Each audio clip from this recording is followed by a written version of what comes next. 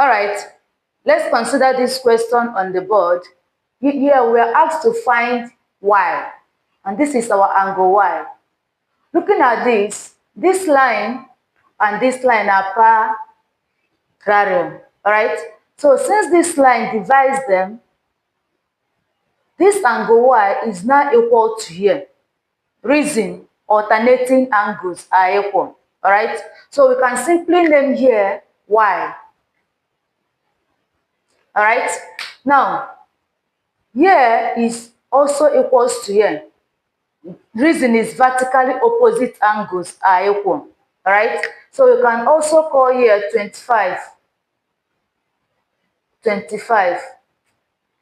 All right, now we can now find the value of y using the sum of angles in a triangle, right? So now we can call here 180 minus y. 180 minus y, because the sum of angles on a straight line is equals to 180, right? So since here is y, for us to find here, we have to subtract y from 180, okay? Now we are using this to find our y.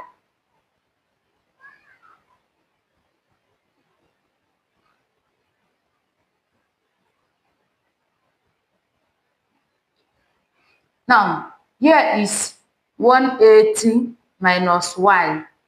Y here is 25. And here is 52.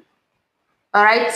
So once we sum up all the angles here, we are equating them to 180. Reason is the total sum of angles in a triangle is equals to 180. All right? So we are equating these angles here to 180. So we're going to have 25 plus 52 plus 180 minus y equals to 180. All right? So now let's try to move this 180 to this side and y to this side. All right? So we are going to have 25 plus 52 plus 180. This one is going to now be minus 180 because here it is positive. Once it passes this equality sign, it becomes negative. Same thing as this one, it will be positive y. Now, here we have 180 minus 180, that will be 0. So we cancel it out. We are now left with 25 plus 52 equals to y. Adding these two things together, we are going to have 77 equals to y. Therefore, our y is equals to 77 degrees.